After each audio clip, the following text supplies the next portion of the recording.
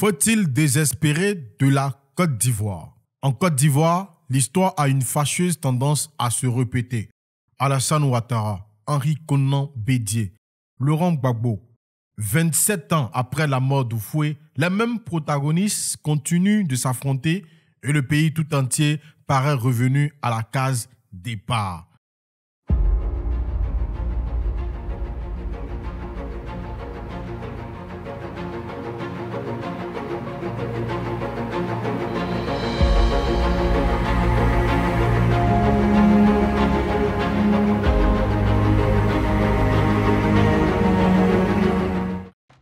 Dix ans de relance, de forte croissance, de stabilisation du pays et de réformes pour à nouveau être étreint dans la peur et voir toujours les mêmes s'entre-déchirer à l'orée d'une élection. Cet investisseur suisse qui connaît bien la Côte d'Ivoire pour y travailler depuis des lustres n'a pas tort. Sur les bords de la lagune ébriée, l'histoire a une fâcheuse tendance à se répéter. Jusque dans le casting de cette tragédie, laquelle oppose depuis près de 30 ans l'actuel chef de l'État Alassane Ouattara à ses deux prédécesseurs Henri Konan Bédié et Laurent Gbagbo. Et à quelques seconds, rôles qui aspirent au premier rôle comme Guillaume Soro, Pascal Affi-N'Guessan, Mamadou Coulibaly, Albert Mabry-Touakeus, Marcel Amontano, Kouadio Konan Bertin et quelques autres. Vaste théâtre d'hommes.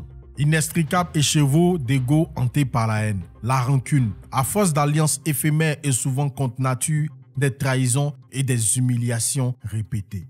27 ans après la mort d'Houphouët, la Côte d'Ivoire semble donc revenue à la case départ. Aucun de ceux qui ont succédé aux vieux ne sera parvenu au pouvoir de manière indiscutable. Scrutin contesté, exclusion des uns ou des autres, faible taux de participation, violence post-électorale. La présidentielle du 31 octobre ne devrait pas échapper à la règle. Le 20 septembre, les principales composantes de l'opposition ont exigé le retrait pur et simple de la candidature d'Alassane Ouattara à un troisième mandat, estimant toujours que la Constitution le lui interdit. Elles ont ensuite listé une série de conditions à leur participation au scrutin, comme la dissolution du Conseil constitutionnel et de la Commission électorale, ainsi qu'une réforme profonde du cadre législatif et institutionnel des élections, avant d'appeler la population à se mobiliser pour des manifestations sur l'ensemble du territoire. De son côté, Henri Konan Bédié, dont la candidature à la présidentielle a été validée, a lancé un appel à la désobéissance civile, une action citoyenne légitimement fondée selon lui. Outre la coalition dirigée par le président du Parti démocratique de Côte d'Ivoire, PDCI, plusieurs partis ou groupements de partis se sont associés à cette démarche. Ensemble pour la démocratie et la souveraineté, EDS, de Georges Aman-Onien, dont est membre la frange du Front populaire ivoirien FPI, représentant Laurent Gbagbo. L'Union pour la démocratie et pour la paix en Côte d'Ivoire, UDPCI d'Albert Mabry-Touakeus, Génération et Peuple solidaire, GPS de Guillaume Soro, leader de Mamadou Coulibaly, et l'Union républicaine pour la démocratie, URD de Daniel Boni-Claverie. Quelques jours depuis son exil parisien, Guillaume Soro, ancien premier ministre de Laurent Gbagbo puis de Ouattara, dont la candidature a été rejetée par le Conseil constitutionnel, appelait lui à tout mettre en œuvre pour s'aborder le scrutin du 31 octobre et de faire barrage à la réélection de son ancien mentor. On voit mal, dans ces conditions, comment une issue favorable pourrait être trouvée au bras de fer qui s'engage. D'autant que n'émerge aucune autorité morale, à l'instant de feu Seydou Eliman Diarra par exemple, susceptible d'apaiser les tensions entre les protagonistes. La vérité est très simple, analyse un classique du RHDP. Les adversaires du président ne sont tout simplement pas prêts pour l'élection. Ils croient depuis le début au scénario que leur a vendu Guillaume Soro, celui de la déstabilisation et d'une transition qu'aurait pu conduire Bédié. Ils n'ont pas préparé la compétition électorale, ne se sont même pas préoccupés de la phase d'enrôlement. Sur le million de nouveaux électeurs, 90% proviennent des zones acquises au RHDP. toutes nos analyses sur les élections organisées ces dernières années, municipales, régionales, législatives ou présidentielles appliquées aux 21 000 bureaux de vote existants et affinées avec les projections liées à l'enrôlement aboutissent à la même conclusion. Une victoire du chef de l'État au premier tour. Voilà pourquoi ils ne veulent pas de l'élection et mettront tout en œuvre pour la décrédibiliser, avant comme après. Notamment en tirant à boulet rouge sur le 3e mandat d'Ado, pourtant validé par le Conseil constitutionnel, ou en contestant par avance la transparence du scrutin et les institutions chargées de l'encadrer. Là encore, l'impasse semble totale. Ado n'entend pas céder à des injonctions qu'il juge infondées et dilatoires. À plus forte raison quand elles émanent de personnalités pour lesquelles il a si peu de considération, quitte à devoir se présenter seul. Quant à l'opposition, difficile d'imaginer qu'elle puisse désormais faire machine arrière. Reste à savoir si elle continuera à faire front commun ou si certains seront tentés par un cavalier seul en maintenant tout de même leur candidature. La plupart se sont détestés dans un passé plus ou moins proche.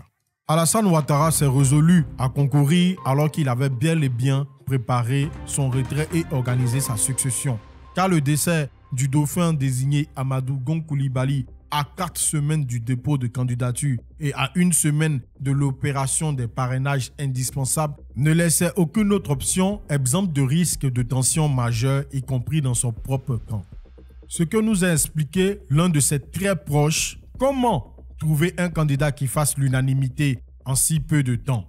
Si Bédié n'avait pas été candidat, le président Ouattara aurait sans doute pu faire un autre choix. Mais il était inimaginable que nous puissions prendre le risque de voir HKB, 86 ans, et la vengeance pour un seul programme, détruire tout ce que nous avons construit pendant 10 ans. Nous savons faire notre autocritique et Dieu seul sait que nous avons commis des erreurs. Mais entre eux, le PDCI et nous, il n'y a pas photo. Il suffit de se pencher objectivement sur notre bilan.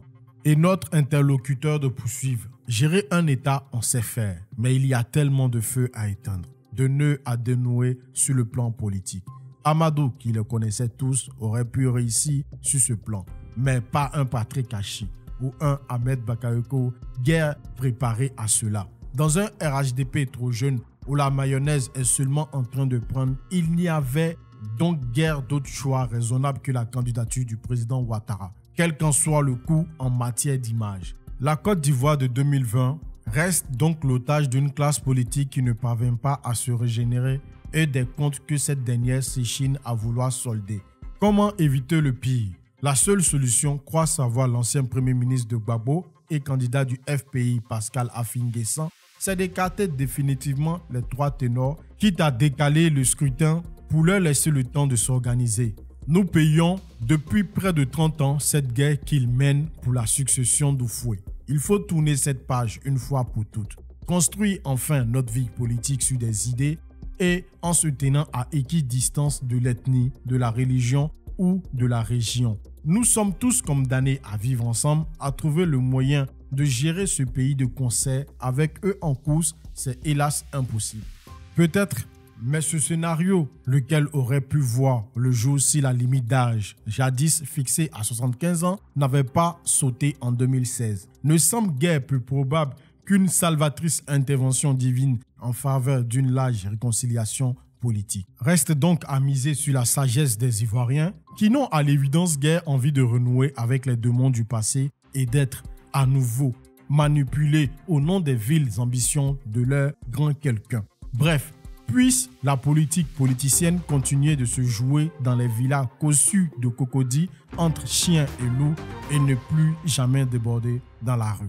Par Marwan Ben Yamed, directeur de publication de Jeune Afrique. Surtout, n'hésitez pas à vous abonner à la chaîne et liker la vidéo.